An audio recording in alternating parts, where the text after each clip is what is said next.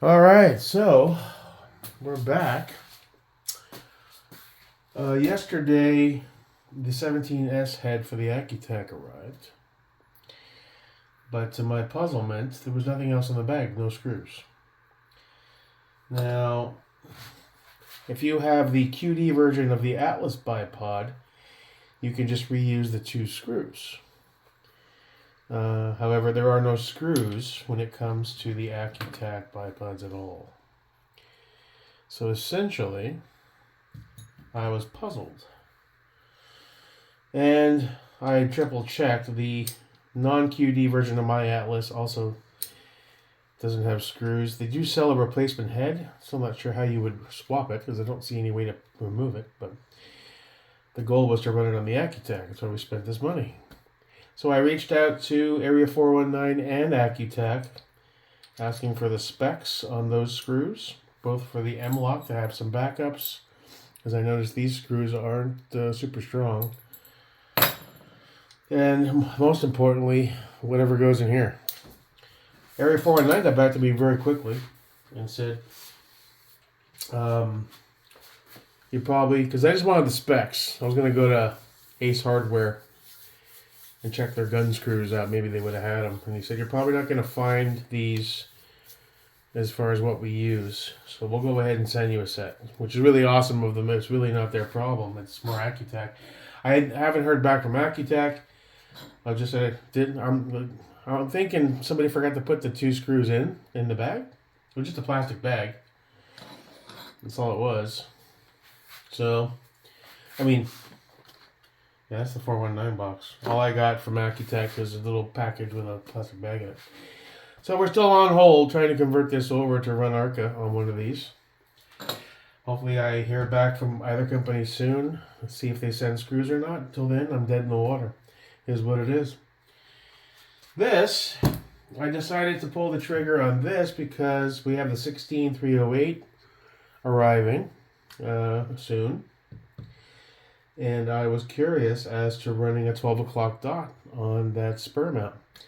Now, from a use case standpoint, it really probably doesn't make a whole lot of sense on the 16 520 inch, but the 16 inch 308, however, might have a practical application, so I decided to pull the trigger. So let's Cobra Tech it, pop it on, and see what's what, see if it makes sense. I do still plan, like I've said, is I'd like to get a second MWS set in 15.3. Or then likely the ODG from Titan. Or the FDE. We'll see. And what I was going to do, like I've said, is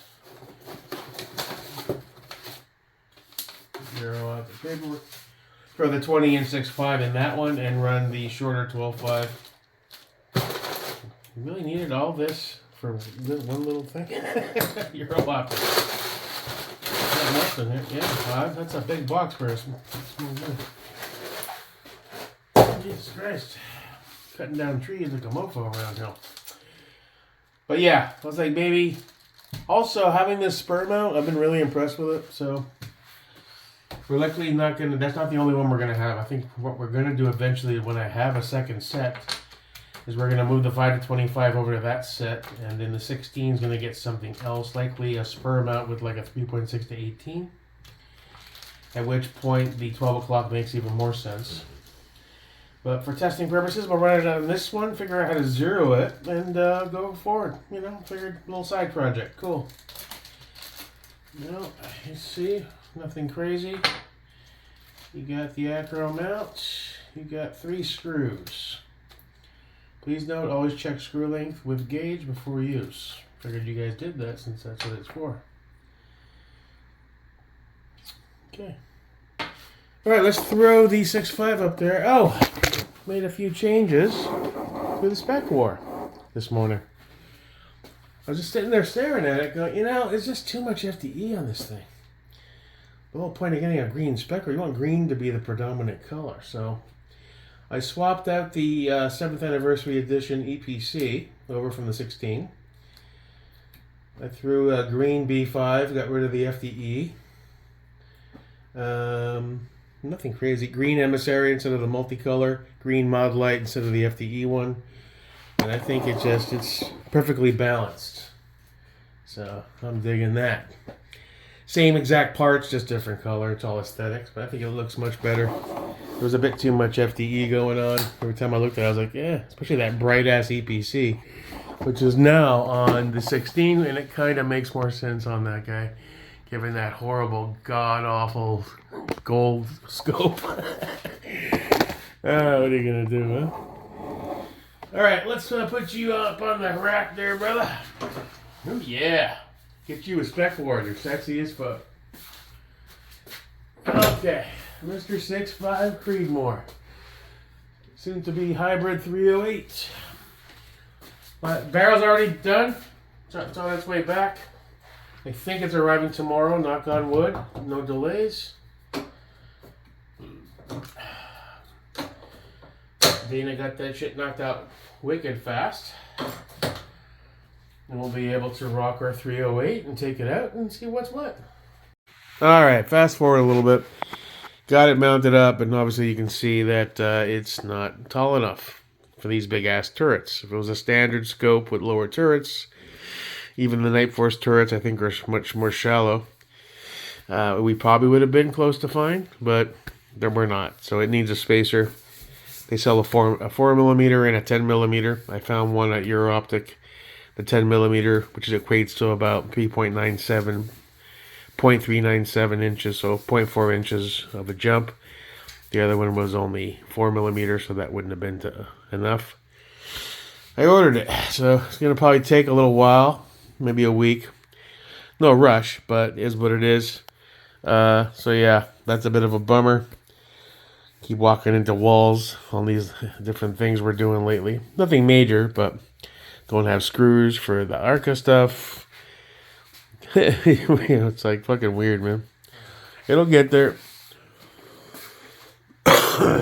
So if we can figure out screws for this guy. 419 did say they were going to send me some screws for this. I haven't got any email confirmation of that, and I have no problem paying for them. But I don't want to go on there now and order them and then find they did send a set, and I wasted my money, so we're kind of on limbo for this guy to make him work. More than likely, we'll put this on the black one, and to go from there, stoked about the spec war. Yeah, so, bit of a bummer. Couldn't finish it up. I mean, you can leave it on there, but it's not usable. So once that spacer gets here, it'll raise us up just enough where we should clear most of that turret. And it'll be a functional 12 o'clock dot. And we'll give it a test. Tomorrow the 308 barrel should arrive. Knock on wood again. And when it does, we'll pull this out, throw the 308 in, lock it down, 140 inch-pounds, clean the gun a bit, lube it up, and try to get back to the range to run some 308. And we'll see how far off the zeros are. Make notations, and go from there. All right, cool. A bit anticlimactic, but it is what it is. You got to roll with the punches, man. That's hysterical.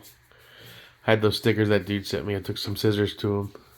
I ended up scratching this cap a few times ago at the range. The thing fell off the bench and got a little scarred up, so got tired of looking at it. All that pretty Cerakote. All right, or ano, rather. This is anodized? Guess it is. Weird, you can almost see like a ghosting effect. Okay, dog, get out of the window. Neighbors must think I'm nuts. Rottweilers and firearms. Yep, well, it's not the house you want to fucking break into, that's for sure. Okay, cool. Hope you had a good day. Hope you're having a good week. Update you when stuff happens, I guess. Till next time, see you when I see you. Your pal, Jake Perica. Peace. And Merlin, the shit pisser.